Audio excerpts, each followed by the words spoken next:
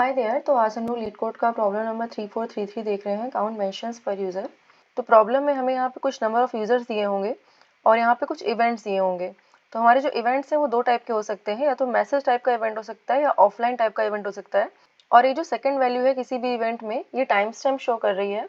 और ये जो थर्ड वैल्यू है, this will be a string. तो मैसेज के केस में भी एक स्ट्रिंग होगी और ऑफलाइन के केस में भी एक स्ट्रिंग होगी। तो ये जो मैसेज के केस में यहाँ पे स्ट्रिंग होगी, ये तीन चीज़ें रिप्रेजेंट कर सकती है। पहली चीज़ यहाँ पे आईडीज़ हो सकती हैं यूज़र्स की, जैसे यहाँ पे है।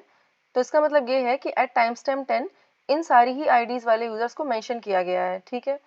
और दूसरी चीज़ क्या हो सकती है यहाँ पे ऑल हो सकता है। ऑल का मतलब है कि जितने भी यूज़र्स हैं हमारे पास, सबको मेंशन किया हुआ है। तो हमारे पास टोटल n यूज़र्स हैं अगर, तो हमें सबको मेंशन करना है। हेयर का मतलब ये है कि जितने भी ऑनलाइन यूज़र्स हैं उनको मेंशन करो, जो ऑफलाइन हो गए उनको मेंशन मत करो। तो अभी ऑनलाइन कौन से हैं, ऑफलाइन कौन से हैं, ये कैसे पता चलेगा? With the help of this offline event.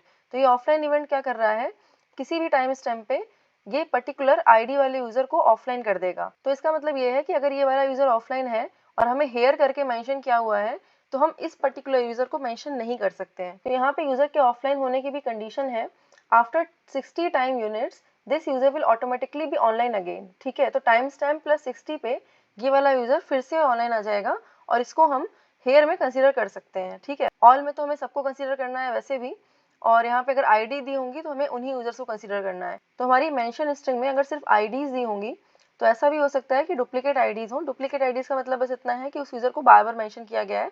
That means we have to add it multiple times.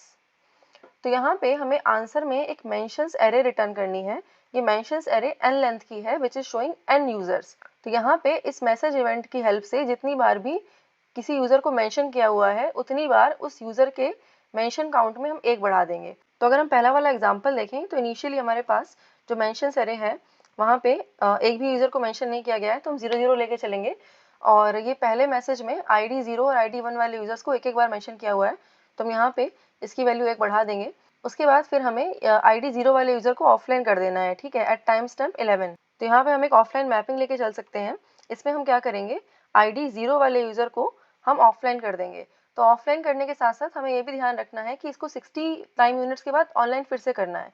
तो हम यहाँ पे इसका जो करंट टाइम यूनिट है उसको मेंशन कर देंगे। उसके बाद हमारे पास फिर से मैसेज आया है, अभी यहाँ पे हेयर मेंशन है। तो यहाँ पे हेयर का मतलब था कि जितने भी ऑनलाइन यूजर्स हैं उनको मेंशन किया जा रहा है। तो यहाँ पे जितने यूजर्स हैं हमारे पास, उसमें से अगर हम ऑफलाइन वालों को हटा देंगे तो हमारे पास ऑनलाइन यूजर्स आ जाएंगे, ठीक है।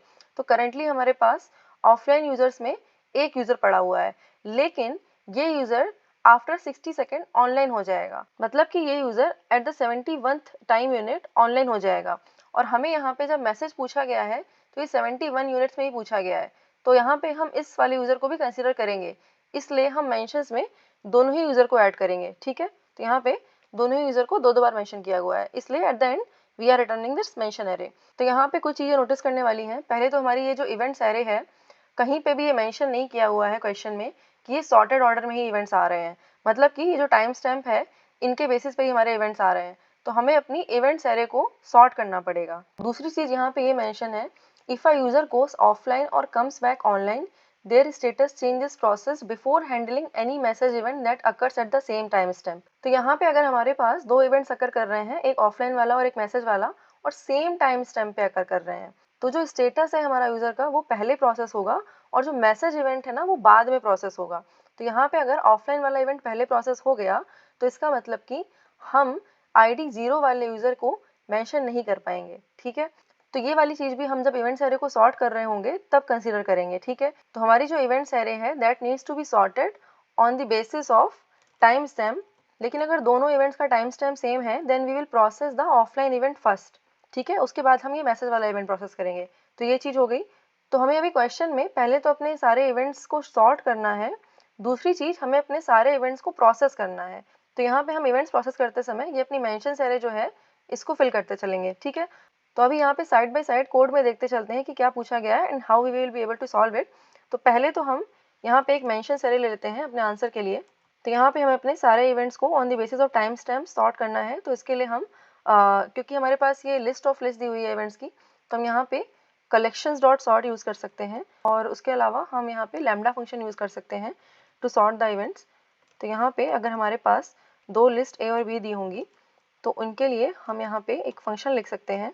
तो यहाँ पे पहले तो टाइम स्टैम्प निकाल लेते हैं दोनों ही इवेंट का। तो अगर हमारे टाइम स्टैम्प्स इक्वल नहीं है तो इसका मतलब कि जो टाइम स्टैम्प पहले आ रहा है ना उसको पहले रखो, ठीक है। तो हम ये टाइम स्टैम्प के बेसिस पे नॉर्मली सॉर्ट कर देंगे। तो यहाँ पे हम बस इंटीजर्स को कंपेयर करके रिटर्न कर देंगे। तो अगर हमारे टाइम स्टैम्प्स की वैल्यू सेम आ रही है तो हम अपना ऑफलाइन वाला इवेंट पहले प्रोसेस करेंगे, उसके बाद हम मैसेज वाला इवेंट प्रोसेस करेंगे। तो यहाँ पे अगर पहला इवेंट मैसेज वाला है और दूसरा इवेंट ऑफलाइन वाला है, then we will process the second event first, इसलिए हम यहाँ पे 1 रिटर्न कर देंगे। अगर हमें पहला इवेंट पहले प्रोसेस करना होता तो हम रिटर्न -1 कर दें, ठीक है। उसके अलावा जितने भी केसेस आ रहे हैं हम सबके लिए -1 रिटर्न कर देंगे। तो ऐसे केसेस हो सकते हैं कि दोनों ही इवेंट्स मैसेज हो तो हमें फ़र्क नहीं पड़ता कि पहला इवेंट कौन सा आ रहा है, क्योंकि दोनों ही इवेंट मैसेज हैं। और ऐसा भी हो सकता है कि दोनों इवेंट हमारे ऑफलाइन हो, उसमें भी हमें फ़र्क नहीं पड़ता है कि कौन सा इवेंट पहले आ रहा है। तो सिर्फ ये वाली जो कंडीशन है, हमें सिर्फ इसमें ध्यान रखना है कि हमारा ऑफलाइन वाला इवेंट पहले प्रोसेस हो। तो अभी हमारी ये इवेंट सारी सॉर्ट हो गई। तो अभी हमारे जितने भी ऑफलाइन यूजर्स जा रहे हैं उनकी भी मैपिंग रखनी है। तो मैपिंग रखने के लिए सबसे अच्छा डेटा स्ट्रक्चर हमारा हैश मैप होता है। तो हम यहाँ पे यूजर के करस्पॉन्डिंग जिस टाइम पे वो ऑफलाइन जा रहे हैं उसकी एक मैपिंग रख लेते हैं। अभी हम 1 बाय 1 करके सारे इवेंट्स प्रोसेस करेंगे और ये देखेंगे कि किस टाइप का इवेंट है, उसके हिसाब से हम अपनी मेंशन्स एरे को इंक्रीज करेंगे, ठीक है। तो पहली चीज़ यहाँ पे इवेंट का टाइप निकाल लेते हैं, या तो ये मैसेज टाइप हो सकता है या ऑफलाइन टाइप हो सकता है। उसके बाद हम टाइम स्टैम्प निकाल लेते हैं करंट इवेंट का। तो यहाँ पे हमारे पास इफ एल्स केस बनेगा। तो अगर हमारा इवेंट टाइप मैसेज है तो हमारे पास जितने भी यूजर्स दिए होंगे मेंशन स्ट्रिंग में, हम उनका मेंशन काउंट बढ़ा देंगे। अदरवाइज हमें अपना जो यूज़र है वो ऑफलाइन करना पड़ेगा। तो यहाँ पे ऑफलाइन करने वाला कोड देख लेते हैं। तो पहले तो हम आईडी निकाल लेते हैं जिस यूज़र को ऑफलाइन करना है। तो यहाँ पे ऑफलाइन वाले इवेंट के लिए हमें क्लियरली मेंशन्ड है कि हमारे पास एक सिंगल आईडी दी होगी जिस यूज़र को ऑफलाइन कर रहे हैं, ठीक है। और हमें ये भी मेंशन्ड है कि जो भी यूज़र आईडी हम रेफरेंस कर रहे हैं ऑफलाइन इवेंट में, it is online at the time it is being referred, ठीक है। तो हमें इसकी चिंता नहीं करनी है कि ये यूज़र ऑफलाइन या ऑनलाइन तो नहीं है। It is always offline before being called in the offline event, ठीक है। तो यहाँ पे पहले हम यूज़र की आईडी निकाल लेते हैं।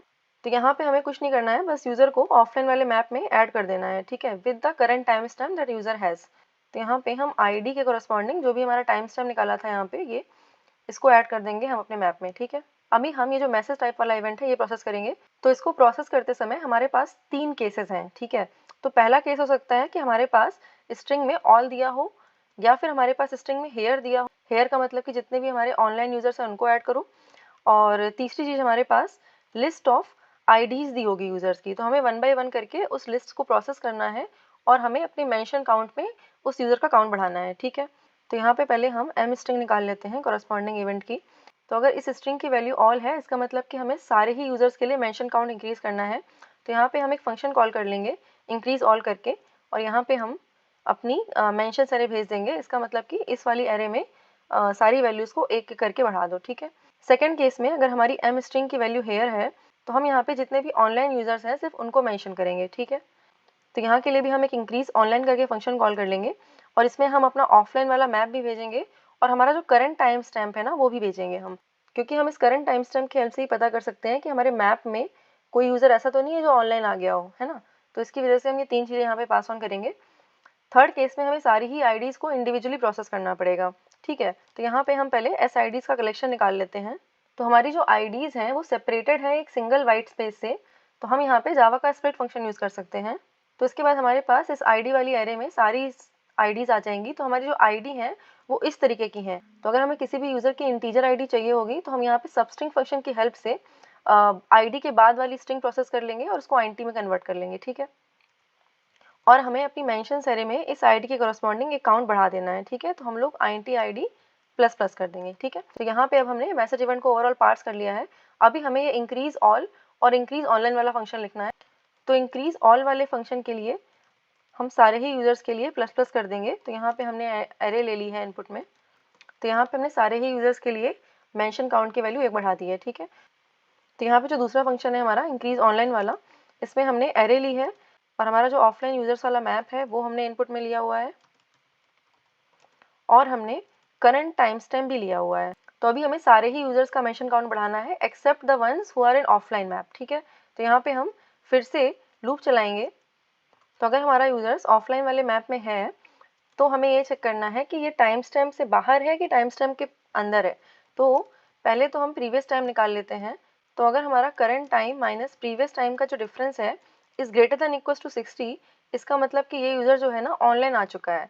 इसका मतलब कि अपनी एरे में अभी यहाँ पे हम प्लस प्लस कर सकते हैं and at the same time हम अपने ऑफलाइन मैप से भी इसको हटा सकते हैं, ठीक है। और अगर हमारा यूज़र ऑफलाइन मैप में नहीं है then we can simply update this mention count. तो यहाँ पे हमने जितने भी ऑनलाइन यूजर्स हैं उनका मेंशन काउंट इंक्रीज कर दिया है, ठीक है। तो यहाँ पे हम लोग एक छोटा सा इंप्रूवमेंट कर सकते हैं। हमें जो इंक्रीज ऑल वाला फंक्शन कॉल कर रहे हैं ना, यहाँ पे instead of calling this we can simply increase the value, ठीक है। और हम लोग इंक्रीज ऑल वाला फंक्शन ना एंड में कॉल करेंगे। तो यहाँ पे हम एक वैल्यू ले लेते हैं और इस वैल्यू को हम बढ़ाते चलेंगे और एट द एंड हम लोग पूरा फॉर लूप प्रोसेस कर लेंगे। तो यहाँ पे इंक्रीज ऑल फंक्शन कॉल कर देंगे विद दिस वैल्यू। तो हमारा जो इंक्रीज ऑल वाला फंक्शन है सारे ही यूजर्स के लिए वैल्यू को ऐड कर देगा उनके अकाउंट में, ठीक है। तो अपने मेन फंक्शन में अभी हम मेंशंस वाली एरे रिटर्न कर सकते हैं और इसको सबमिट कर सकते हैं। Let's try to submit this. तो यहाँ पे अगर हम टाइम कॉम्प्लेक्सिटी की बात करें तो हमने यहाँ पे कलेक्शंस डॉट सॉर्ट यूज़ किया हुआ है। तो अगर हमारी इवेंट्स एरे की लेंथ हम m माने तो हमारी जो टाइम कॉम्प्लेक्सिटी है इसकी वजह से m log m आएगी।